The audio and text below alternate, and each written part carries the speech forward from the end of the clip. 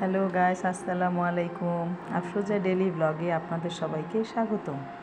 Guys, আমি আজকে tilapia মাছ দিয়ে আলু পটল তরকারি কিভাবে রান্না করব তা আপনাদের সাথে শেয়ার করব।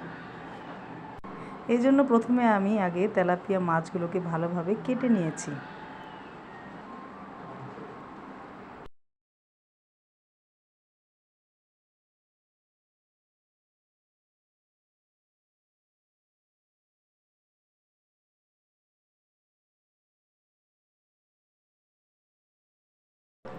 মাছগুলো কাটার পর মাছগুলো প্রায় কাটা শেষ হয়ে গেছে। কাটার পরে আমি এখন পানি দিয়ে ভালোভাবে ধুয়ে নেব। ধোয়ার সময় লবণ দিয়েও ধুয়ে নিতে হবে, না হলে মাছের গন্ধ থেকে যাবে। ভালোভাবে ধুয়ে নিয়ে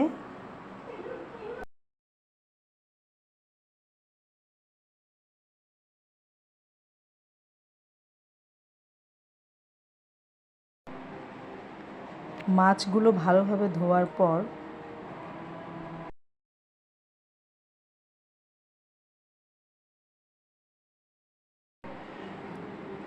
আমি আলু ও পটলগুলোকে ভালোভাবে স্লাইসার দিয়ে ছিলে নিব।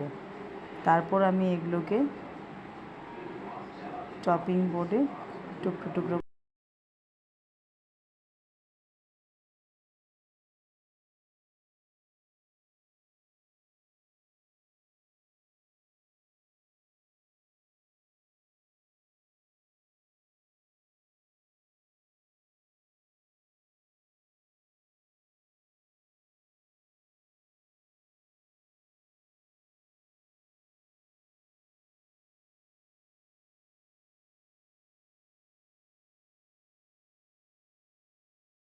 তারপর আমি চপিং বোর্ড দিয়ে পটল আর আলুগুলোকে কেটে নেব। পটলটাকে মাঝখান দিয়ে দুই ভাগ করে আরেকটা সাইডে আরেকটা ভাগ দিয়ে দিব।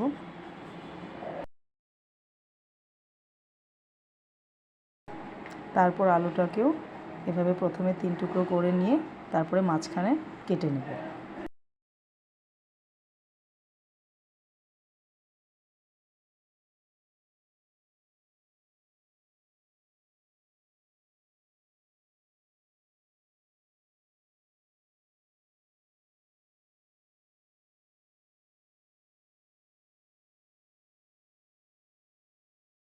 আমি চুলায় আগেই পেন বসিয়ে রেখে দিয়েছিলাম। তারপরে আমি পেনে কিছু তেল ঢেলে দিলাম। তারপরে লবণ হলুদ দিয়ে মাখা মাছগুলো আমি পেনের মধ্যে দিয়ে দেব।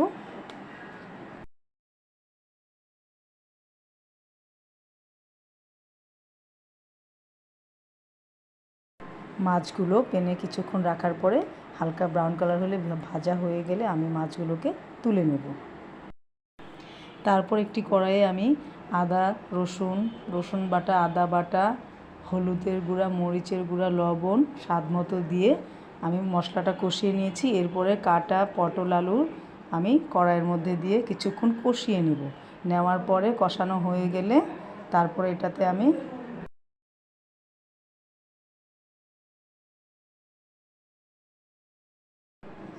তরকারিটা আমার কষানো হয়ে গেছে। আমি কিছু পানি দিয়ে দিলাম সিদ্ধ হওয়ার জন্য।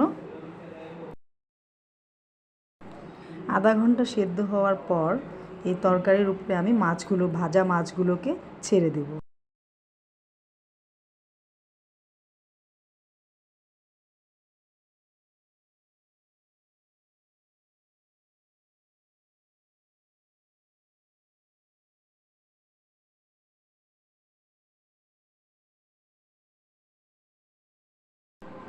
তারপর কিছুক্ষণ আঁচে রেখে দিয়ে তারপরে ধনেপাতা দিয়ে দেব। এই যে দেখেন আমার ফাইনাল লুক, তরকারি পটল আলু দিয়ে তেলাপিয়া মাছ। ভিডিওটি ভালো লাগলে লাইক, কমেন্ট, শেয়ার করবেন।